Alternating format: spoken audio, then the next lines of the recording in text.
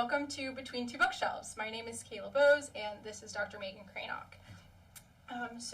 If you want to just start out by telling us a little bit about you, what you do, and... Sure. So I'm, as you know, a psych professor. I'm the developmentalist on staff, so I teach, aging and adulthood and adolescent psych, which I really enjoy, but also I have a specialization in sleep. So I do sleep research, and I teach a Trex class from time to time that has all to do with sleep. I do remember. Yeah. You do? Like, my favorite class was when you were actually... Nice. Well, anyways.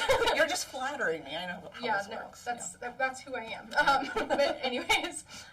Okay, so what about outside of ONU? What are some hobbies or things that you like to do? That's a real fraught question. I feel like I'm at the point of life right now where I don't have any hobbies that are my own. Mm-hmm. It's kind of like, I like to cook. That's one that I do really enjoy, that I get the opportunity to do multiple times a day for my family. But I spend a lot of time taking my kid places because finally we're kind of getting over COVID restriction stuff. Yeah. So she's in Girl Scouts, and we're trying to get her in horseback riding lessons and stuff like that. So I guess you could probably find horses around here a lot. Somewhere. Yeah, there are horses all over the place. They're hiding in the cornfields. Just galloping around. Yeah. Yeah. Cool. So cooking, sometimes baking, and then walking my dog. Mm-hmm. Well, you brought in that squash one day. Do you garden, or just something? Yeah.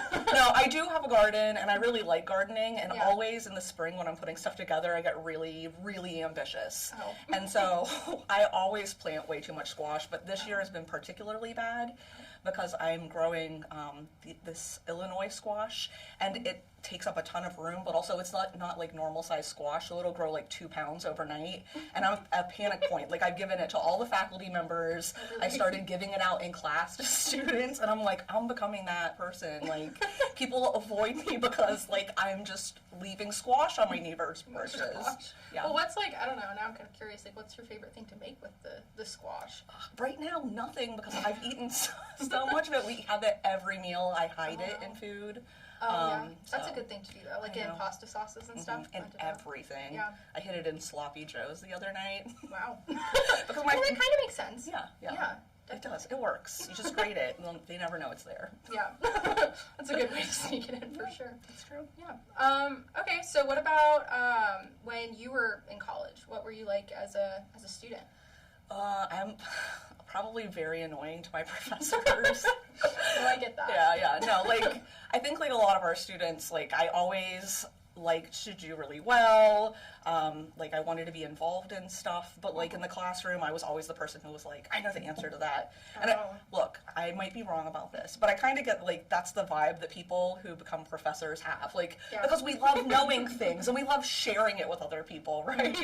And so that's kind of how I was in class. But so I went to West Virginia Wesleyan College, and it's very much if ONU didn't have any professional schools and just the arts and sciences. So it's small, and I thought it was really cool that I got to know my professors in real life. Yeah. So some of them came to my wedding, and we keep in contact with them. And so when I was applying to places and interviewing, even though I'm terrified of tornadoes, and when I first came on campus, I was I'm not going to accept a job here. This is definitely where I die from a tornado. It just, I had the same vibe as when, where I went to school. So that's one of the reasons that I ended up here. Yeah. Awesome. Not that, I don't know, I never think about Ohio as a tornado place. I get that it is, but in my mind, I feel it's just this safe little place in the middle of the U.S. Well, I'm from West Virginia, so I'm also look, you can see the horizon. It is super flat here, though. Yeah. So that would make sense, just a tornado through the country. It's all this looks like the Wizard of Oz all around us, and so. That's true. And I never lived in such a flat, wonderful, corny place. No, I get that. I've grown up in Ohio, and I'm not used to this level of just flat, but. Yeah. It's great it's nice to walk around, though. It is. It's super nice, because all the other colleges I looked at, you were walking up and down hills, and that was so much effort. Yeah. Until I go back home, I was on a walk with one of my friends a couple years ago, and it was in Pittsburgh. We were walking around in a park, and it's not particularly mountainous there, but I was getting winded, and she's like, "What's wrong with you?" I'm like, "There are not hills in my part of Ohio. I only do this on the steps." that's true. It does.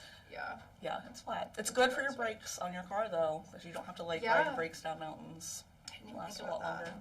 I should have thought about that. These are the things that I tell people about Ada. You want some Secret perks of Ada. Your brakes will last forever. Forever. That is a good thing. No. Yeah. Full of impractical and practical knowledge. Mm-hmm. Yeah. Like I feel like classes, students, my family, my friends, you have to know that all of this is potential fodder for examples in all of my classes. Yeah. I mean, examples are good. It's how you learn. So Yeah. that's what I say. Yeah. Well, that's what the science says, so. I'm glad it does, because I was just talking to my boyfriend about this last night, about how important examples are. I just think they're huge. Like, I don't think you can I can't understand something unless I can have at least one example of it. Exactly. Especially if it's, like, a good example. Then that's, like, how I remember things on my exams. Because I'm like, oh, haha, that was funny, and now I remember, so. Yeah. It's the self-reference effect. Yeah. We remember stuff about ourselves. Yeah. So. Yeah, examples. So anyways, a little bit more about your research. Could you tell me more about what you do? Sure. So most of my research is obviously focused on college students, just because you guys have terrible sleep, and also you are a convenient population. Yeah.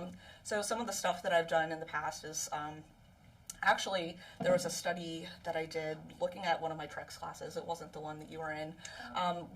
We as part of the class, they were monitoring like measures of their sleep over the course of the semester, and then we were able to utilize some of that data to look at like how interest in sleep actually impacted whether or not students were incorporating some of the stuff that we were talking about. Okay. Yeah, and so. Not surprisingly, like the students who were really interested in it and like chose it, because not everybody gets into like their first choice Trex class, were more likely to incorporate that, not just in the semester, but like the semester following. So we contacted them and followed them up. More recently, my lab's been working on a study looking at adherence rates to just filling out surveys, because with sleep, a lot of times it's not enough to know about one night of sleep. We want to follow people over time. And one of the ways that we do that is just by having them fill out a daily like log of their sleep.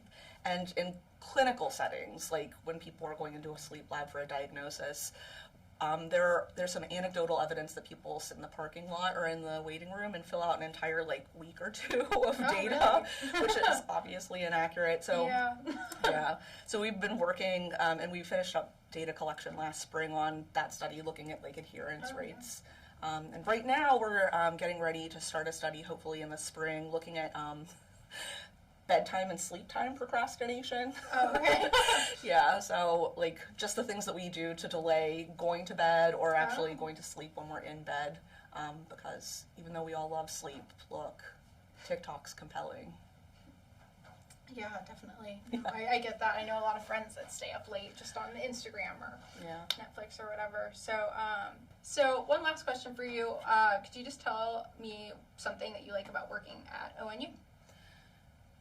I touched on this a little bit earlier, but I like that it's familiar to me. I like that we get to interact with students and stay in contact with them, like even after they graduate. I know that it's like so cheesy, but I just love our students. I think that like coming to work every single day, any job you have stuff that you don't like doing, right? Like for us it's grading tests or like going to a million meetings. But like being in the classroom and like getting to hear your ideas about things, having students ask questions where I'm like, oh man, I never thought about that before. I think like that's the stuff that I really like about ONU. Just we have awesome students. And I know from talking to other faculty members, that's not a special answer. Like that's what we all think.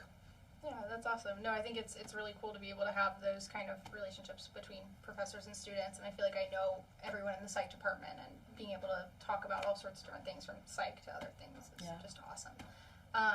So I think that pretty much wraps up our interview. All right, I'm your host, Kayla Boaz, and this has been Between Two Bookshelves.